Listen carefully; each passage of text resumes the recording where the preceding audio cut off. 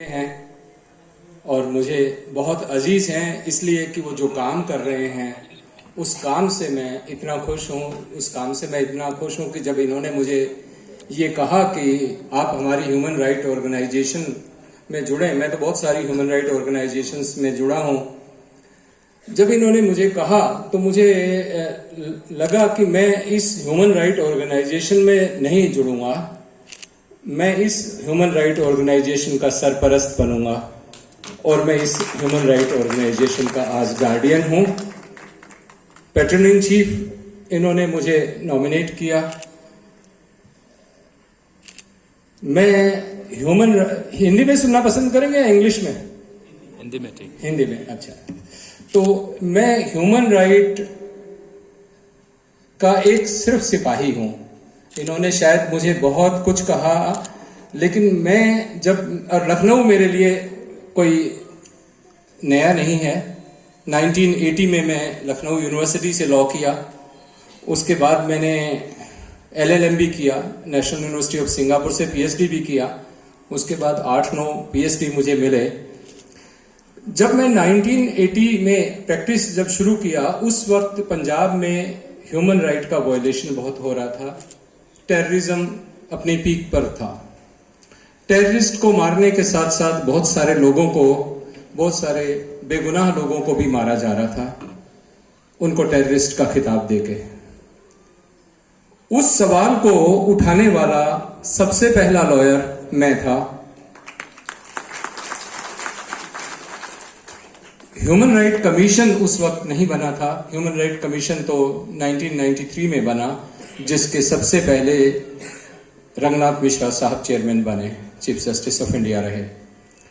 तो जब 1980s में ह्यूमन राइट वायलेशन के मुकदमे पंजाब से आने शुरू हुए, बहुत सारे लोगों को मारा गया। एक को नहीं, बहुत सारे लोग मारे गए। अगर 200 टेररिस्ट मारे जाते थे तो शायद उसमें से 20 बेगुनाह भी मारे जाते थे।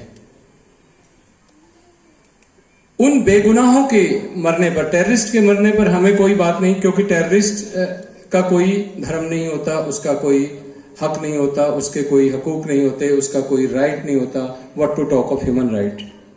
लेकिन जब बेगुनाह मारे जा रहे थे तो हमने वो सवाल उठाया सुप्रीम कोर्ट में, और जजेस ने उसको बहुत अच्छा रिस्पॉन्स दिया।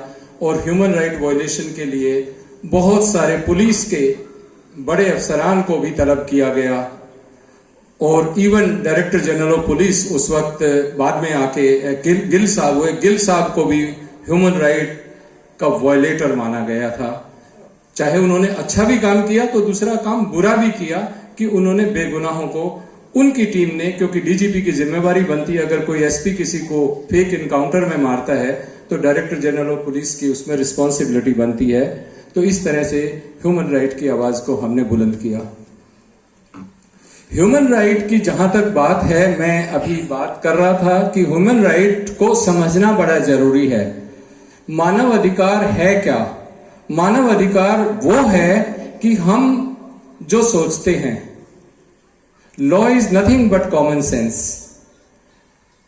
आप जैसा सोचेंगे कानून को वैसा ही पाएंगे। 43 इयर्स के एक्सपीरियंस के बाद मैं ये समझता हूं कि जैसा हम सोचेंगे वही ह्यूमन राइट है।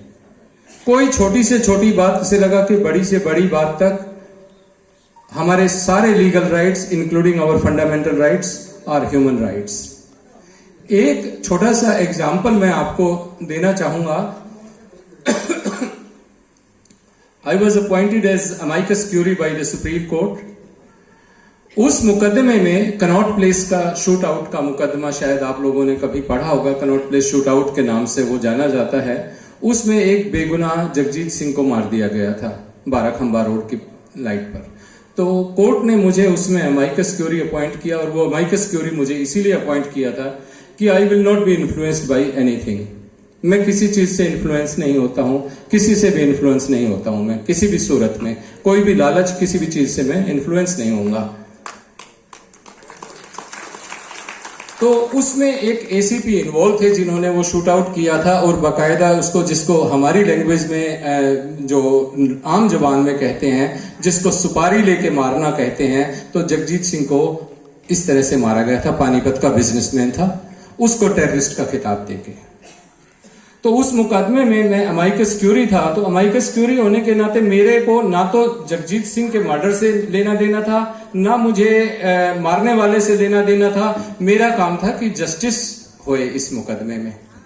तो जस्टिस होए उस मुकदमे में, तो उसके लिए बहुत सारे आपको काम करने पड़ते हैं। तो एक पुलिस ने जो किया, उस जगजीत सिंह के पास एक पिस्टल इम्प्लांट कर दिया। छोटी सी बारीकी की बात बताता हूं कि उसमें एक पिस्टल इम्प्लांट कर दिया कि जगजीत सिंह के पास ये पिस्टल था, ये टेररिस्ट था, इसलिए इसको मारा गया। बहुत सारी कोशिशों के बाद, बहुत सारी एफर्ट्स के बाद मुझे ये आरटीआई भी आ गई थी। हमने ये पता किया तो ये पता चला कि ये पिस्टल जो है, जो जगजीत सिंह के पास से रिकवर हुआ है, एक्चुअली ये पुलिस की कस्टडी में होना चाहिए, और ये तो केस प्रॉपर्टी है किसी और केस में। जब वो केस प्रॉपर्टी किसी और केस में है तो वो पुलिस के कब्जे में थी, वो जगजीत सिंह के पास कैसे आ सकता था? जो पुलिस के पास किसी केस में जमा है, मालखाने में जमा है, वो जगजीत सिंह के पास कहां से कैसे आ सकता था? तो वो जगजीत सिंह के पास इम्प्लांट किया गया था, और इसी बेस पर एसीपी राठी को उम्र कैद की सजा हुई थी। एक यही बेसिस था जिस पर हमने उसकी उम्र कैद की सजा करवाई और उसको बेगुनाह का हत्यारा साबित किया। मैं पिछले 43 साल में, 43 इयर्स में इंडिया की सभी हाई कोर्ट्स में, इंक्लूडिंग नॉर्थ ईस्ट की हाई कोर्ट, असम, मणिपुर, मेघालय, सिक्किम, सभी हाई कोर्ट्स में मैंने आर्गू किया है। मैं ये नहीं कहूंगा कि आपके राइट्स की कस्टोडियन सबसे बड़ा मंदिर सुप्रीम कोर्ट है। वो हमारे देश के लिए सबसे बड़ा मंदिर है, आपकी राइट्स की कस्टोडियन है।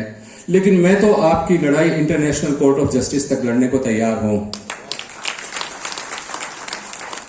लकीली मैं 4-5 मुकदमे मैंने वहां पर बहस किए हैं, और मैं 5th जनरेशन लॉयर हूं। तो मैं किसी भी लड़ाई को वहां जाके, मैं समझता हूं कि इंटरनेशनल कोर्ट ऑफ जस्टिस है, वहां जाके उसको फाइनलिटी मिलती है, चाहे वो धर्म का मामला हो, चाहे वो ह्यूमन राइट का मामला हो, चाहे वो किसी और चीज से रिलेटेड हो। मैं अपने काम में बहुत बिजी रहता हूं। अंसारी साहब ने मुझे जब आने के लिए कहा तो मैं एग्री किया, क्योंकि आज सैटरडे संडे को ये प्रोग्राम था और 10 दिसंबर ह्यूमन राइट डे के तरह से मनाया भी जाता है। मैं इतना आपको अश्योर करता हूं कि जहां ह्यूमन राइट का वायलेशन होता है, जहां किसी भी गरीब के ह्यूमन राइट का वायलेशन होता है, उसकी आवाज उठाने के लिए वर्ल्ड ह्यूमन राइट काउंसिल को तैयार रहना चाहिए। और जहां